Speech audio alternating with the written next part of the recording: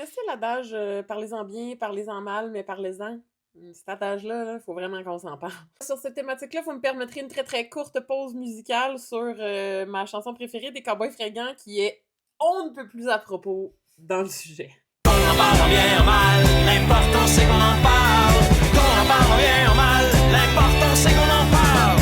Moi je veux passer à la télé. Pourquoi je parle de cet adage-là aujourd'hui, c'est que on a, c'est comme une suite à la vidéo que j'ai faite de Lucie. Je reviens rarement sur des sujets que j'ai déjà traités dans le sens où je fais le tour de la question. Ça arrive si j'ai des choses à clarifier, mais dans ce cas-ci, c'est qu'on a rajouté un layer dans le sens où il y a le journaliste Hugo Meunier qui a sorti une entrevue avec Lucie Lafleur ou Françoise Poirier, l'actrice qui l'interprétait. Et dans cette entrevue-là, Hugo Meunier a partagé les propos tenus par le propriétaire de l'agence Drew, qui est l'agence de communication qui était responsable de la campagne pour leurs clients, Lafleur. Et dans cette entrevue-là, on peut lire que le propriétaire de l'agence Drew a formulé les propos suivants. On savait dans quoi on s'embarquait et on a eu la réaction qu'on voulait. Parlez-en bien, parlez-en mal, mais parlez-en, résume Andrew Johnson en citant l'adage connu, se disant super content de l'effet obtenu. Et là, je lis ça, puis je colle un peu bullshit, parce que cette ligne, cet adage-là, cette ligne de com-là, qui a de l'air d'être très ancrée dans la culture du marketing et des coms, elle est surtout dans un imaginaire un peu fictif, de type baller, rattaché à une sorte de culture de Mad Men, de la pub des années 50. Elle relève plus de la légende que des faits, puis c'est de ça que je vais vous parler aujourd'hui. Première chose à clarifier, c'est que cet adage-là, il est l'origine, en fait, d'un journaliste français. Je vous cite sa formulation qui est qu'on parle de moi en bien ou en mal, peu importe, l'essentiel, c'est qu'on parle de moi. Donc, une citation qui est attribuée à Léon Zitron, en fait, qui est un journaliste français qui était actif dans le milieu de la télé française dans les années 50 à 90 à peu près. Et l'équivalent anglo-saxon de l'adage, parce que ça se traduit pas mot pour mot, mais l'équivalent anglo-saxon, ça sonne un peu comme All publicity is good publicity ou encore There is no such thing as bad publicity. Des citations qui sont attribuées à un certain P.T. Barnum, qui est un showman qui a été très actif au 19e siècle. Fait que cette approche-là à la visibilité, c'est de toute évidence pas un phénomène nouveau, mais c'est très inadapté au contexte actuel. C'est sûr qu'on peut constater qu'à l'époque, la visibilité dépendait surtout de l'exposure, puis d'avoir le plus grand nombre de gens exposés à notre marque ou à notre produit. Peu importe les retombées qu'on pouvait en recevoir, dans la mesure où ben il y avait que des outils marketing puis de diffusion qui étaient très grand public puis qui donnaient pas des retours très très précis en termes de chiffres. Fait qu'on était très dans un marketing du potentiel de portée, et c'est sûr que dans ce contexte-là, la visibilité, c'était la plus grosse valeur qu'on pouvait avoir. Mais il est fini ce temps-là. Le web est vraiment venu remettre en question complètement cette croyance-là du parlez-en bien, parlez-en mal.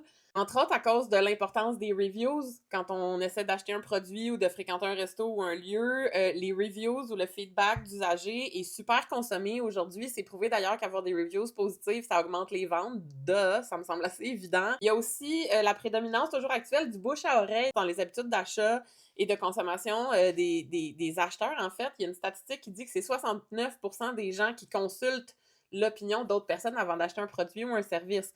Fait que c'est sûr que si l'opinion des autres est négative, ça va sûrement pas donner une vente.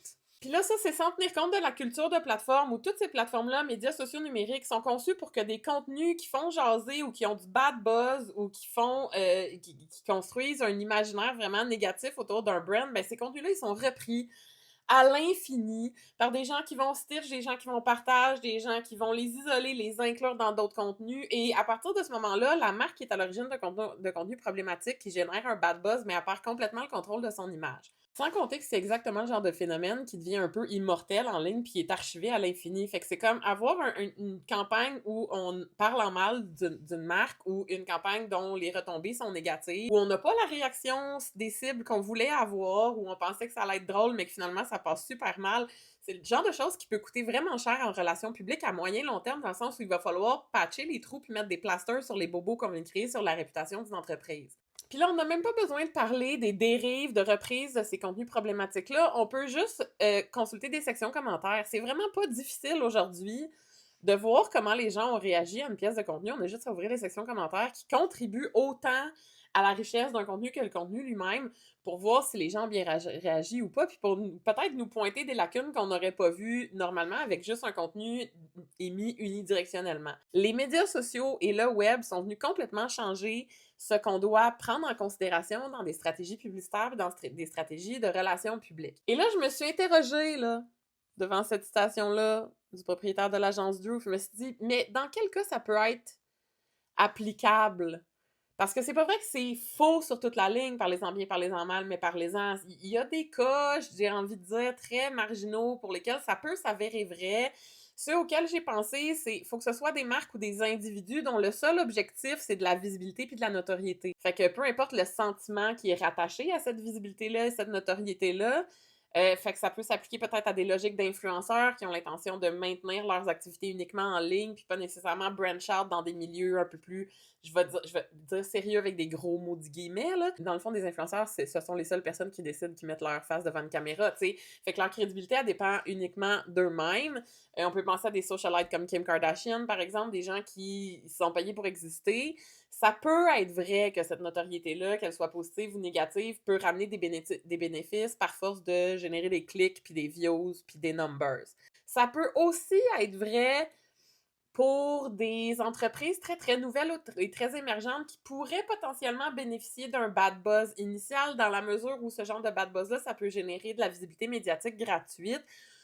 Sauf qu'il faudrait vraiment s'assurer que le bad buzz soit basé sur une raison très modérée. On voudrait pas se faire canceller avant même d'avoir existé. Fait que c'est vraiment délicat de gager ces choses-là. Chose certaine, miser sur parlez-en bien, parlez-en mal, c'est toujours risqué pour des personnes ou des marques qui sont associées au milieu du divertissement, qui souhaitent être pris au sérieux ou dont l'emploi repose sur des embauches qui ne dépendent pas d'eux-mêmes. Fait que surtout dans un petit milieu culturel comme celui du Québec, c'est vraiment risqué d'essayer de gagner en visibilité avec du bad buzz parce que ça peut nous barrer de plein de places. Dernier point, c'est jamais vrai cet adage-là. Dans les cas où on chercherait à générer des ventes à moyen ou à long terme sans avoir les ressources pour réparer sa réputation, parce que réparer une réputation, ça exige beaucoup de temps, beaucoup d'efforts, beaucoup de mains à la pâte, donc un gros budget. Ce n'est jamais vrai non plus pour toutes les marques, organisations ou personnes dont le modèle d'affaires repose entièrement sur la confiance qui est accordée par le public. Je pense entre autres à tout produit de consommation, aux soins de santé, à du transport, au gouvernement, à toute marque qui offre dans des milieux risqués ou dangereux pour la population. On ne peut pas courir le risque de miser sur une stratégie comme celle-là parce que ça peut miner complètement les opportunités d'affaires de ces organisations-là si ça tourne très, très, très, très mal. Après tout ça, je veux quand même faire une petite parenthèse parce qu'il faut se rappeler qu'on est dans un environnement, un écosystème médiatique où il y a tout le temps des gens qui sont pas contents. On peut pas être aimé de tout le monde. On va toujours avoir des gens qui nous haïssent la face, des gens qui haïssent notre brand. Et ça peut donc s'avérer être une bonne stratégie, parlez-en bien, parlez-en mal, si on les marie ensemble, les deux parties de la phrase, dans le sens où on peut faire très bien des stratégies de contenu où on va cibler nos cibles, les gens qui nous aiment bien, auxquels ils sont attachés, et créer un lien affectif plus tight avec ces gens-là en créant volontairement un bad buzz auprès de nos haters. Fait que parlez-en bien, parlez-en mal. Parlez-en mal, ça peut être positif à condition qu'on fasse parler en mal les bonnes personnes et pas les gens qui consommaient nos produits et qui nous faisaient confiance. Elle est là, la nuance. Bref, tout ça pour dire, ça fait 15 ans que je travaille en communication puis en communication socio-numérique, puis à chaque fois que j'entends quelqu'un utiliser cette excuse-là, parlez-en bien, parlez-en mal, je fais juste entendre quelqu'un qui a une espèce de défaite du type, ben au moins, ça a fait jaser. D'ailleurs, parenthèse sur les propos du propriétaire de l'agence Drew dans l'article de Hugo Meunier, c'est pas vraiment l'opinion de cette personne-là qui m'intéresse, plutôt que ce qu'en pense la direction des Restos La Fleur. Qu'est-ce qui se passe du côté des restos en ce moment? Parce que la vraie question de fond qu'on doit tous se poser, c'est ils ont beau avoir eu des clics, puis des views, puis des numbers à pu finir, mais est-ce qu'ils vendent plus de hot dogs cette semaine que la semaine passée? C'est tout. Bye.